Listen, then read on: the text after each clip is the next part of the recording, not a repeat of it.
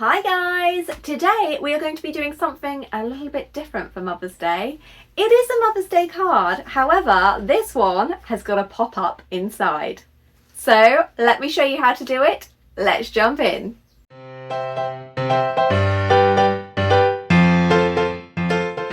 For today's video, we are going to be using some wonderful card blanks from Paper Cutz. If you don't have any of these, or if you want to make a card that is in a slightly odd size, although Paper Cutz have so many different sizes and variations, I will show you also how to make your own custom card blanks using either their Gloss 300 GSM photo card or their mats. These work perfectly for cards as they are thick enough to self-stand and still you're able to cut them cleanly on the Silhouette Cameo. I'll drop links to everything in the description box down below.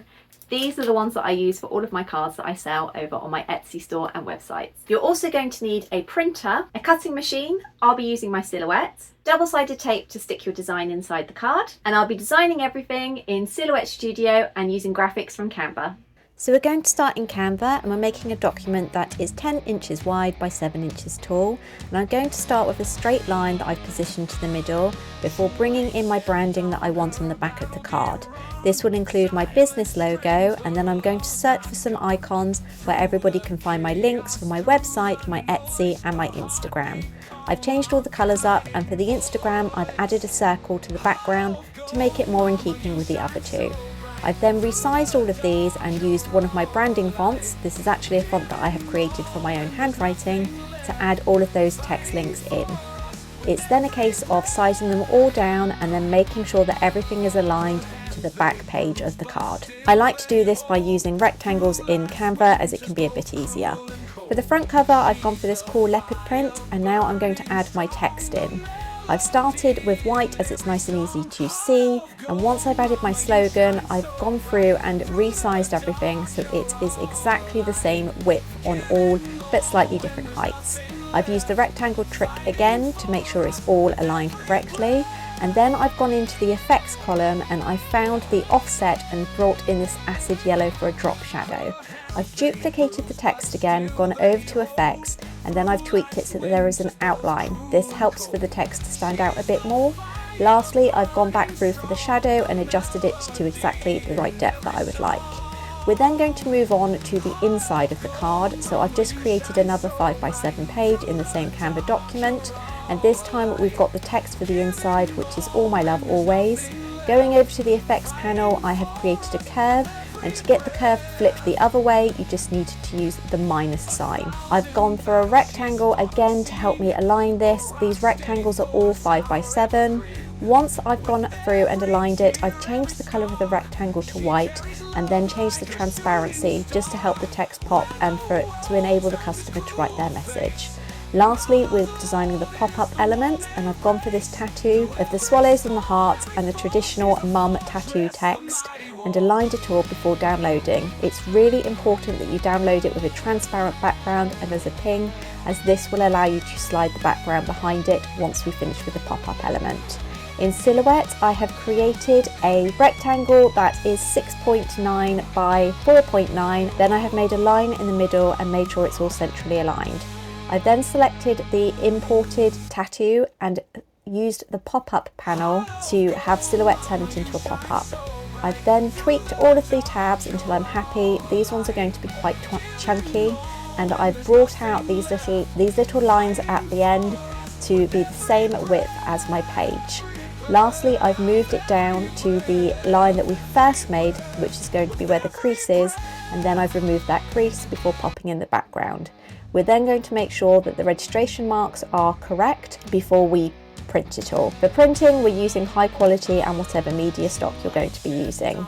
For cutting, we are going to use a cardstock glitter, blade 6, force free, overcut on, passes to and speed free. It's now time to create the front cover, and for this I have gone through and imported the design but changed the actual page in Silhouette to 10 inches by 7 inches before printing exactly the same settings as before. Make sure that your printer settings are custom and also 10 by 7 inches. They bruise, but still they hold through life's winters, both cruel and cold. Now, if you're using card blanks, you're going to hit a bit of a snag when printing borderless unless you're using an A4 that folds down to an A5. Most printers will struggle to print borderless on anything smaller than A4. So if you're using like a standard 5x7, which is what the majority of my cards are, I'm going to show you how to add a border just so that it doesn't look off-centered when you print. We're going back to Canva and just creating a new page in the original document. I'm adding another rectangle and centrally aligning it before adding a frame, and then that frame is 4.9 by 6.9 inches. I've used the rectangle trick again just to make sure that everything is centrally aligned to the front cover of what will be the card. We then need to create a new document that is 5x7. Go back to our first document and import over the front of the design before downloading that as a JPEG and then importing back into Canva and slipping it into that frame. We're then going to create the contact details on the back exactly the same as we did before bringing it all over into Silhouette Studio after downloading, making sure that the document size for both the printer and for Silhouette is custom at 7 by 10 inches. So we now have 3 different methods of printing. You're able to print borderless on my printer providing it's no smaller than A4, so this works perfectly. This is an A4 folded down to A5. Now 5x7 is actually my standard size and I usually use pre-cut card blanks from Paper Cutz. The way to get this to work is to obviously, as I showed you in Canva, create a frame, make sure that it's all centered correctly and then print it that way, making sure to change your printer settings to let it know that the media is 7 inches by 10 inches. If you don't mind a border around, then this is absolutely fine and works well. I think this looks great. But for those of you that want to print borderless on 5x7, a great alternative is to use the Paper Cutz cardstock 300 GSM. They have it in both matte and gloss, and then just make a rectangle as I showed you in Silhouette Studio. We are now going to have to feed this into the cutter to create our blank.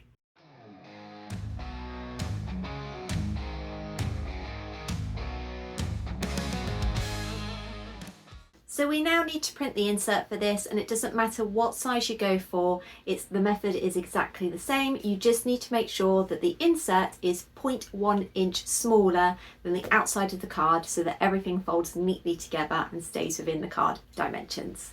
So for this, I have decided to use a matte cardstock. You may remember several months ago I did a video on writing on the inside of cards when it's a gloss or a matte finish. And although gloss is fine with most inks, if customers decide to use a wet ink, it can be a bit tricky. So I always prefer to have a matte finish inside, just as that's what I feel is best for the customers. So for this, I'm going to be using the Paper Cutz RC Waterproof 240 GSM because it has a slight texture to it, and although it's not a matte card, there is a very subtle sheen to it. It writes beautifully on top of, and it gives a really nice finish too. I'll drop the link in the description box down below.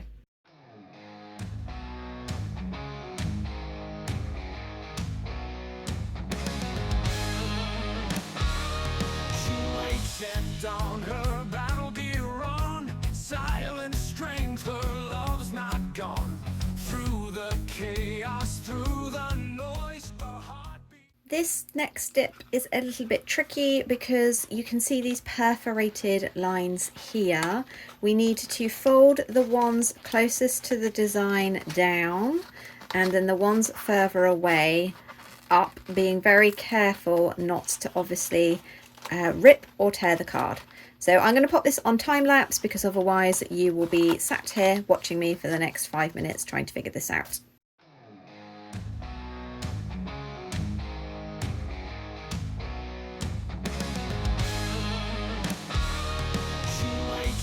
On her battle gear on, silent strength, her love's not gone. Through the chaos, through the noise, her heart. I'm definitely getting quicker at that method. So you can see here the line at the bottom here is not actually where the card will be folded, it is this one above.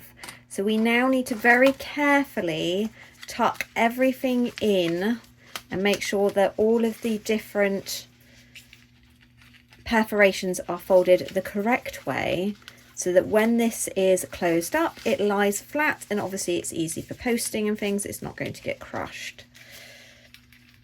So you need to be really gentle, and it's just a case of manipulating it to get it to fold flat. Only once I am confident that the folds are exactly as they should be, I go over it with a brayer. You can just use a ruler or just be really firm with your fingers. I just like to use my brayer because it gives a nice clean fold. So obviously the reason we need to make sure that everything's folded correctly is because if you do this and it's not, it's going to completely ruin the pop-up element and the card won't lay flat. So now you can see that when you open it, you get this beautiful 3D effect here, because the very clever Silhouette software has managed to add on these little perforated tabs at the top. And because we added a colourful background, you can still see like within here where it all sits as well. So now the last thing to do is to obviously pop this into the card. I've decided to go for my borderless 5x7 because I really like how it looks. So the first thing I'm going to do is to fold it. Obviously with the perforations from the software, it makes it easy, but if we were using a blank from Paper Cutz, it is just as easy, if not easier, because you don't need to worry about any cracking on the spine there. And then we're going to give it a nice roll as well, just to make sure that that is firmly closed. Actually, as this is the one I've got here, we're going to use this one. I have to say, actually, I quite like the border. Now I can see it folded. I like the way the white of the text matches the border. It goes quite well. So these ones are definitely quicker to make rather than having to load it into the Silhouette Cameo to cut down. So this is a good workaround if you are using these card blanks and obviously you can't print borderless because it is a smaller than A4 even when out straight. So we're going to use double-sided tape to put this in the card, but we need to be very strategic with where we place it. So on the actual front inside cover, we want one strip going across the top like this. Not too close to the top and not far enough down that it will show through where the pop-up part is or stick to the pop-up part. And then on the back inside, we are just going to add some nice diagonals there. And that should be enough. Now we're going to fold the insert flat. Again, making sure everything is where it should be, and we're going to butt it up to the crease line. I also like the Paper Cutz crease lines because you've got a nice, easy to spot solid line. Because we made this slightly smaller, the insert, than the outside, you need to make sure it is in the middle. Luckily, this double-sided tape is nice and strong, so once you're happy with the position, close the front down, and again we're going to flip it. And we're just going to use the brayer, just gently going over to make sure that everything's held in place. And now hopefully when we open this up, we should have a wonderful 3D card. Ta-da! So obviously the customer has a space here to write their message. I'm not sure if you can see on camera. There is a sheen to this. This is more of a satin finish. However, on my prototype tester, I actually filled this in and then went over it with my thumb straight away, and there was minimal smudging if you do it immediately, exactly the same as you get on a purchased cardstock from Clinton's. But if you wait 30 seconds, which I feel most people will do, it was absolutely fine. So I am pretty impressed with this alternative style Mother's Day card. So here are the finished 5x7 card designs. We have a borderless and one with a border. I'd love to know which one do you prefer.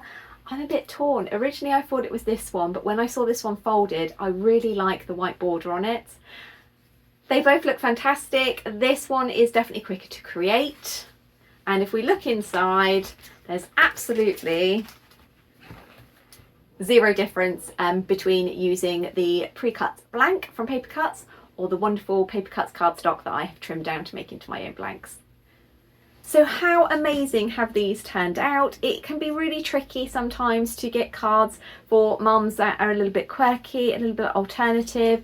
A lot of them are either really sarcastic, which is great, especially if you've got teens, or really quite twee. So it's nice to find one that is in the mid ground, and this is definitely a card that I would like to receive from Chibi Chi Jr. Let me know if this is a design that you would like to either give or receive to your own mum or receive from your children.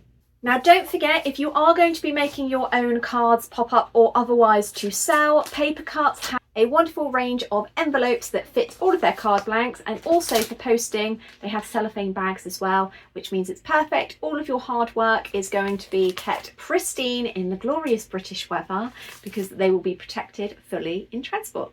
I really hope you have enjoyed today's video. It has been a lot of fun creating something that is a bit more in my design aesthetic. I really love how Canva has so many different designs for different styles that you are bound to find lots and lots for whatever card design you would like to come up with.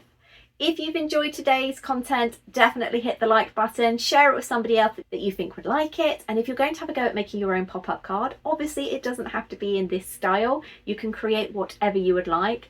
Share it on Instagram and definitely tag me at GBT Designs. I would love to see it. If you have any questions, pop them below. And as always, links for everything that I have used from the amazing Paper Cutz who have sponsored today's video are in the description box. Thanks so much for joining me, and I'll see you next time. Bye!